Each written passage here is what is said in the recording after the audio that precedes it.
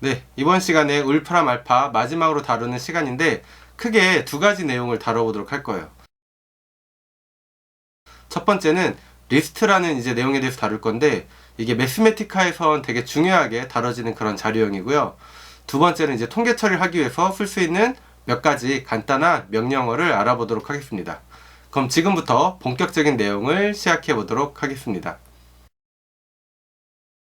네, 먼저 이제 리스트에 대해서 알아보도록 하겠습니다. 일단 값을 제가 하나 입력해 보도록 할게요. 네. 이 값을 이제 보면 알겠지만 중괄호 안에 1부터 6까지를 쓴 다음에 6을 한 번 더 썼죠. 이 리스트의 한 예고요. 리스트는 이렇게 여러 값들을 하나의 묶음으로써 이제 다룰 때 쓰는 자료의 형태입니다. 특히 이제 매스매티카에서는 행렬, 벡터 혹은 여러 통계를 위한 데이터셋을 다룰 때 이 리스트로 다 표현을 하기 때문에 아주 중요한 그런 자료 형태라고 할 수가 있고 거의 이제 리스트를 다룰 수 있는 능력이 매스매티카를 다루는 능력이다라고 할 정도로 되게 중요하다고 할 수 있습니다. 여기서 여러분이 한 가지 오해하지 말아야 할 건 이제 수학에서는 중괄호 안에 표기하면 이게 집합을 의미하잖아요. 그래서 집합이라고 착각할 수 있는데 보다시피 이제 6을 이렇게 중복해서 썼죠.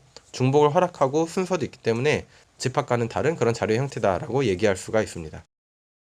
네, 지금 밑에 잠깐 살펴보면 이 리스트만 입력했는데도 이제 이렇게 시각화하는 거 그리고 여러 가지 뭐 평균, 뭐 중앙값, 뭐 표준 편차 그리고 이제 파이 차트 등 되게 다양한 그런 출력 결과물이 나온 걸 확인할 수가 있죠.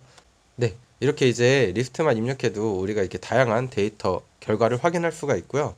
먼저 이제 시각적으로 나타내는 방법을 좀 알아보도록 할게요. 여기 사실 이제 몇 개 이미 나와 있는 게 있지만 명령어를 통해서 이걸 다시 한번 좀 살펴보도록 하겠습니다. 네, 먼저 이제 플랫 명령을 통해서 이렇게 시각적으로 나타낸 건데 네, 이렇게 이제 라인 그래프 형태로 결과가 출력된 거를 확인할 수가 있죠. 네, 두 번째로 이제 막대 그래프로 출력되는 바 차트 이렇게 이제 출력된 거 우리가 확인할 수가 있고요. 네, 세 번째는 이제 파이 차트의 결과가 나온 거를 확인할 수가 있죠. 네 번째는 이제 히스토그램으로 나타낸 것을 이렇게 우리가 입력을 해봤습니다. 이렇게 이제 네 가지 정도 우리가 시각하는 방법을 생각할 수가 있고요. 다음으로 이제 리스트를 만드는 방법에 대해서 알아보도록 하겠습니다. 네, 이제 리스트를 만드는 방법은 우리가 크게 이제 두 가지 정도를 다뤄보도록 할 텐데 첫 번째 명령은 이제 range라는 명령어예요. 역시 하나 쳐보면 네, 제가 이제 range라고 하고 이제 10이라고 쳤더니 1부터 10까지의 값이 출력된 걸 확인할 수가 있죠. 이렇게 이제 range하고 숫자를 써주면 1부터 그 값까지 이제 리스트가 만들어져서 출력되는 걸 우리가 확인할 수가 있습니다. 여기 이제 숫자를 두 번 써줘 볼까요? 제가 이제 10,20이라고 했더니 10부터 20까지의 숫자가 출력된 걸 확인할 수가 있죠. 여기 숫자 하나를 뒤에 더 추가하면 10부터 20까지의 숫자가 출력되는데 3의 간격으로 이제 출력하라는 그런 명령어예요. 그래서 10, 13, 16, 19가 출력된 거를 확인할 수가 있죠. 이렇게 이제 레인지 함수를 이용해서 우리가 리스트를 만드는 방법이 하나 있고 두 번째로 이제 테이블 명령을 이용해서 리스트 만드는 방법을 알아보도록 하겠습니다. 네, 이렇게 이제 테이블 명령을 이용해서 리스트를 만들어 봤는데 이 명령을 쓸 때 여러분 주의해야 할 점은 이렇게 이제 대괄호 안에 써야 된다는 거. 그리고 대괄호 안을 보면 n이라고 써 있고 다시 중괄호하고 n,10이라고 돼 있죠. 그러니까 n에 1부터 20까지 값을 요 앞에 대입한 결과를 출력하라는 뜻이고 그래서 1부터 10까지가 출력된 것을 확인할 수가 있습니다. 만약에 제가 요 n 대신에 n 제곱이라고 쓰면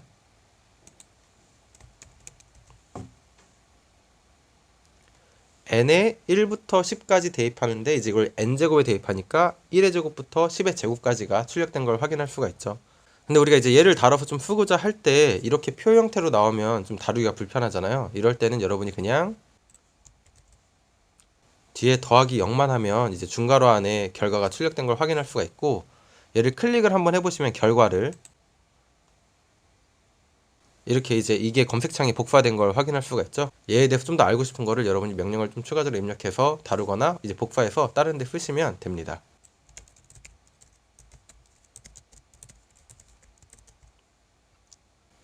네, 이제 이 테이블 같은 경우에도 이제 레인지와 비슷하게 n, 10, 20이라고 치면은 n에 이제 10부터 20까지 대입해서 n제곱의 값을 출력한 걸 우리가 확인할 수가 있고 마찬가지로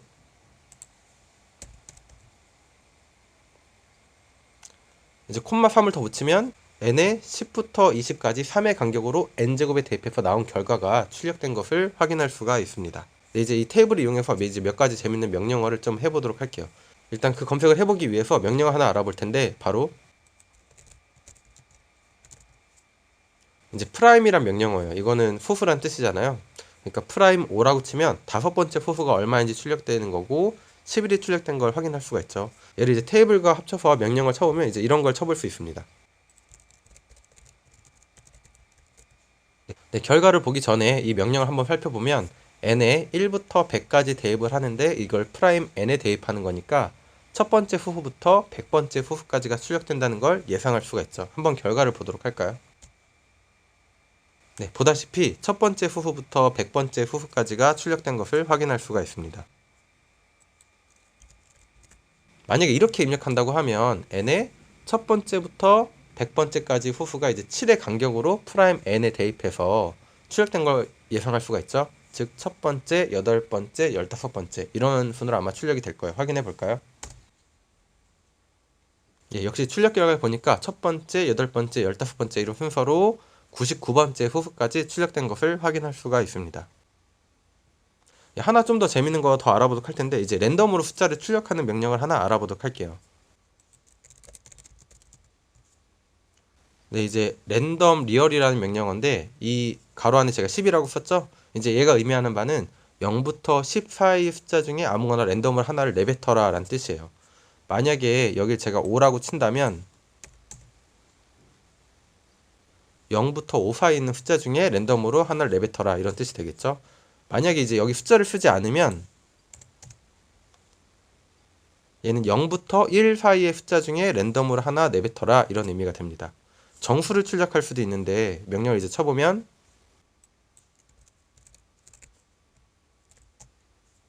얘는 0부터 100까지의 숫자 중에서 정수를 하나 출력하라 이런 명령어가 되는 거고요. 역시 이제 이걸 고쳐서 만약에 이렇게 한다면 0부터 10 사이에 있는 숫자 중에서 정수를 하나 출력하라 이런 의미가 되는 거죠. 만약에 가로 안에 아무것도 쓰지 않으면 0과 1 중에 아무거나 랜덤을 하나 출력하라 이런 명령어가 됩니다. 이제 이 명령을 테이블과 합쳐서 우리가 한번 이용을 해보면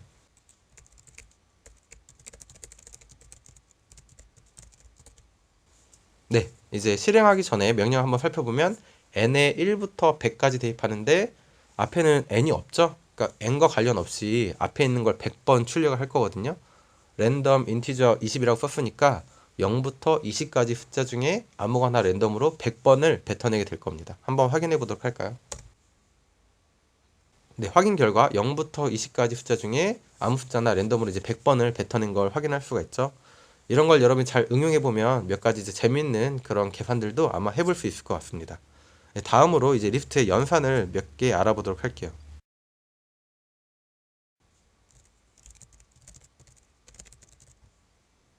네, 먼저 이제 덧셈인데 이 대응하는 성분끼리 더해서 결과가 출력된 거를 확인할 수가 있죠.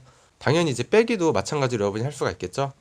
그리고 이제 이 리스트와 리스트를 우리가 이렇게 더할 수도 있지만 리스트 뒤에 그냥 숫자 하나를 이렇게 써주면 보다시피 이제 리스트의 각 성분에 저 4가 다 더해져서 결과가 출력된 거를 확인할 수가 있습니다. 이제 곱하기 같은 경우에도 리스트의 각 성분에 4가 더 곱해진 걸 확인할 수가 있죠. 마찬가지 나누기도 리스트의 각 성분에 4가 나눠진 걸 확인할 수가 있습니다. 그 다음에 이제 거듭 제곱도 마찬가지로 계산이 되거든요. 자, 리스트의 각 값이 다 4제곱이 돼서 결과가 출력된 거를 확인할 수가 있죠. 리스트끼리 나누는 것도 한번 해보도록 할까요?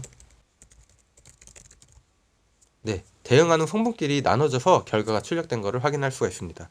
그럼 곱하는 것도 한번 해보도록 할까요? 네, 리스트끼리 곱해봤더니 이게 대응하는 성분끼리 곱해지지 않고 전혀 다른 값이 출력이 돼 있죠. 이거 뭔지 아시겠죠? 이 두 개의 벡터의 외적이 지금 출력이 돼 있는 겁니다. 그래서 외적 값이 계산되어 나왔고 만약에 성분이 두 개인 경우를 하면은 네, 이렇게 두 벡터의 내적이 출력된 것을 확인할 수가 있죠. 그래서 이제 우리가 나누기는 각 대응하는 성분끼리 이렇게 나눠서 계산이 되지만 리스트끼리 곱한다면 이렇게 내적이나 외적 같은 게 계산이 되니까 이 점 좀 주의하시면 될 것 같습니다. 네, 다음으로 이제 몇 가지 통계와 관련된 명령을 알아보도록 할 텐데, 먼저 평균, 중앙값, 최빈값, 분산, 표준 편차, 이런 이제 대표값들을 먼저 알아보도록 하겠습니다. 네, 이제 먼저 평균에 대한 값을 이렇게 출력을 했는데, 앞에 민이라고 써주면 평균 출력되는 걸 확인할 수가 있죠. 중앙값이나 최빈값도 똑같이 입력하면 결과 나오니까 한번 직접 해보시고요. 분산이랑 표준 편차만 좀 더 입력해 보도록 할까요? 이렇게 이제 분산이 출력된 거를 확인할 수가 있죠.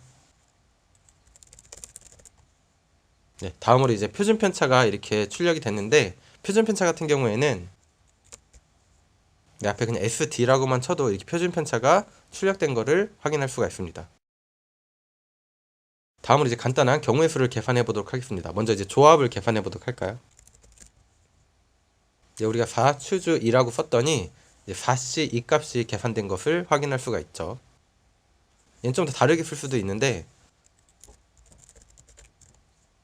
이렇게 이제 컨비네이션이라고 써도 똑같이 이제 4C가 계산된 거를 확인할 수가 있고, 그냥 NCR이라고 앞에 쳐도 역시 이 조합이 계산된 것을 확인할 수가 있습니다. 다음으로 이제 순열을 한번 계산해 보도록 할게요. 네, 퍼뮤테이션이라고 하고 5,3을 쳤더니 순열이 계산된 거를 확인할 수가 있습니다. 앞에 간단하게 이렇게 펌만 쳐도 이제 순열이 계산된 걸 확인할 수가 있고요. 얘도 비슷하게 NPR이라고 쳐도 순열이 계산된 거를 확인할 수가 있습니다. 그 다음에 이제 순열 다음에 리스트를 쓰는 경우를 우리가 생각해 볼 수가 있는데, 이렇게 순열 다음에 리스트를 써주면 이 리스트를 배열하는 경우가 이렇게 이제 화면에 출력된 것을 우리가 확인할 수가 있죠. 이제 몇 가지 확률 분포에 대해서 알아보도록 할게요. 이제 이 확률 분포는 이제 이선 확률 변수를 갖는 경우가 있고 연속 확률 변수를 갖는 경우가 있는데, 이선 확률 변수의 대표적인 예인 이항 분포에 대해서 먼저 해보도록 하겠습니다.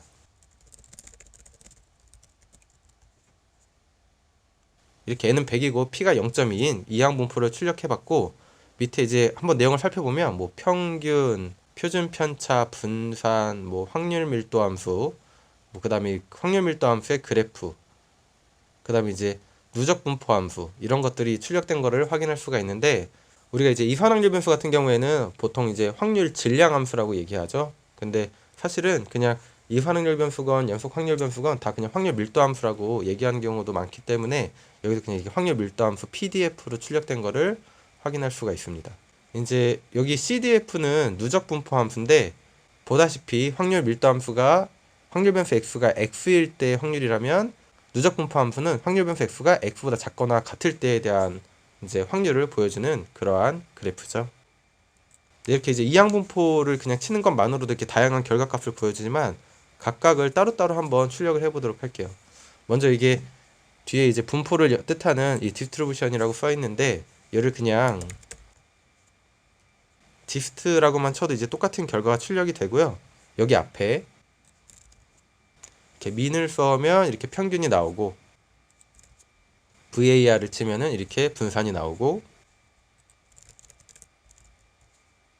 네, 스탠다드 디비에이션이라고 쳤더니 이렇게 표준 편차가 나온 것을 우리가 확인할 수가 있습니다. PDF라고 쳤더니 확률 밀도 함수가 나왔죠. 여기서 가로 한 다음에 콤마하고 50이라고 치면은 확률 변수 x가 50일 때에 지금 확률 값이 출력된 걸 우리가 확인할 수가 있고요. 앞에 PDF 대신에 CDF라고 치면은 확률 변수 x가 50보다 작거나 같을 때 확률이 나와 있는 걸 우리가 알 수가 있어요. 근데 지금 그 값이 1이라고 나와 있죠. 사실 그 값이 1이 아닐 텐데, 그래서 이걸 좀 더 정확하게 알고 싶다라고 하면 우리가 지난번에 배웠던 n 함수를 이용해서 좀 더 정확하게 구할 수 있습니다. 네, 제가 n이라고 치고 이제 대괄호 안에 콤마하고 100 했더니 이게 유효 숫자가 이제 100개일 때까지 값을 알려주는 거거든요. 그래서 좀 더 정확한 확률 변수 x가 50보다 작거나 같을 때의 확률을 우리에게 알려주고 있죠. 만약에 이런 경우 우리가 구하고 싶으면 어떨까요? 그러니까 확률 변수 x가 50보다 작거나 같은 것이 아니라 확률 변수 x가 20보다 크거나 같고 50보다 작거나 같은 경우를 알고 싶으면 어떻게 계산하면 될까요?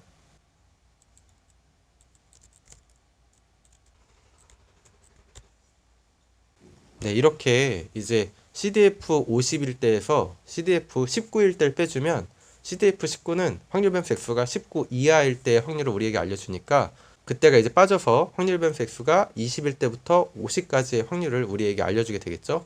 그 값이 대략 0.539839 정도 나온다는 걸 우리가 확인할 수가 있습니다. 다음에 이제 정규분포에 대해서 알아보도록 할게요. 정규분포 이제 앞에 로마리어 치고 가로 안에 0,1이라고 쳤죠. 평균이 0이고 표준 편차가 1인 그러한 정규분포가 지금 출력된 걸 확인할 수가 있고, 역시 앞에 내려보면 이렇게 다양한 정규분포와 관련된 값들이 출력된 것을 우리가 확인할 수가 있습니다. 얘도 마찬가지로 앞에 PDF라고 한번 쳐볼까요? 네, 이 정규분포의 확률 밀도 함수가 출력된 걸 확인할 수가 있죠. 네, 마찬가지로 CDF를 치면은 이 정규분포의 누적 분포 함수가 이렇게 출력된 것을 확인할 수가 있습니다. 이항 분포와 마찬가지로 확률 변수 x가 마이너스 0.5보다 크거나 같고 1.2보다 작거나 같다 라고 한다면 명령을 어떻게 입력하면 될까요?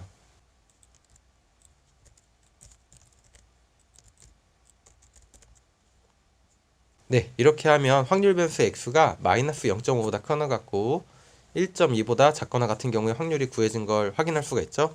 그 값이 대략 0.576393 정도 나온 것을 우리가 확인할 수가 있습니다. 이렇게 우리가 간단한 명령어만으로 이항분포나 이제 정규분포에 대해서도 확률 변수 x 범위에 대해서 확률값을 쉽게 계산을 할 수가 있습니다. 예, 제가 이제 2개 정도 다른 확률 분포를 좀 더 알아보도록 할게요. 일단 첫 번째로 소개해 드릴 건 이제 기하분포인데, 이항분포가 확률 피인 사건을 n번 독립 시행했을 때 나타난 사건의 수를 확률 변수로 갖는다면, 기하분포는 확률 피인 사건을 독립 시행했을 때 처음 성공할 때까지 실패한 횟수를 확률 변수로 하는 그런 분포입니다. 사실 책에 따라 기하분포의 확률 변수를 처음 성공할 때까지 시도한 횟수로 소개하기도 하는데, 울파람 알파에선 앞서 얘기한 것처럼 확률 변수를 처음 성공할 때까지 실패한 횟수로 다루기 때문에 우리도 이에 맞게 생각하도록 하겠습니다. 그러니까 만약 다음과 같이 제가 PDF라고 한 다음에 10이라고 치면 얘가 의미하는 바는 확률 0.1인 사건을 독립 시행했을 때 10번 실패하고 성공할 확률, 그게 바로 0.0348678 정도 된다라는 그런 의미를 갖고 있습니다. 따라서 제가 CDF라고 하고 이렇게 5라고 하면은 0.1인 사건을 독립 시행했을 때 처음 성공할 때까지 실패한 횟수가 5번 이하일 확률이 0.468559라는 의미가 됩니다. 다음으로 또 다른 분포인 포화성 분포에 대해서 알아보도록 하겠습니다.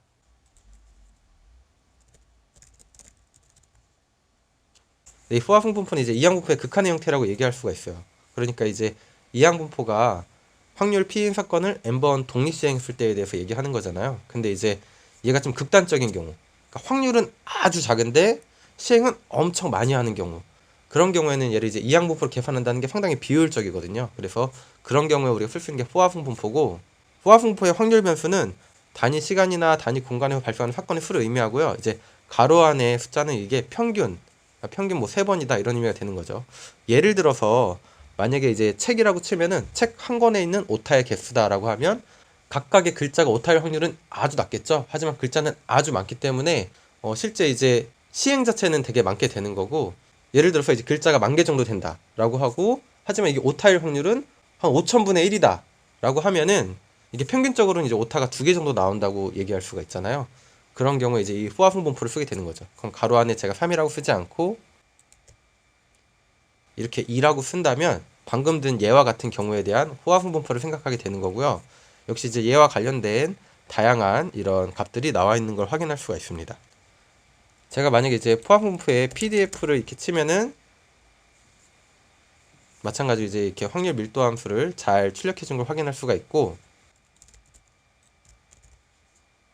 만약에 이제 이렇게 값을 치게 되면은 평균적으로 이제 2번 정도 우리가 사건이 나온다고 생각할 수가 있는데, 얘가 5번 이하로 나올 확률에 대해서 묻는 게 되는 거고, 그 값이 대략 0.983436 정도 된다는 걸 우리가 확인할 수가 있죠.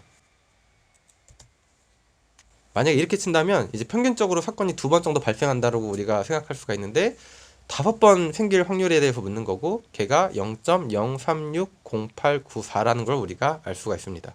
그러니까 아까 예를 든 책의 경우를 본다면 이 책에는 평균적으로 이제 오타가 2개 정도 예상되지만 오타가 5개 있을 확률을 만약에 묻는다면 걔는 0.0360894 정도라고 얘기할 수가 있죠.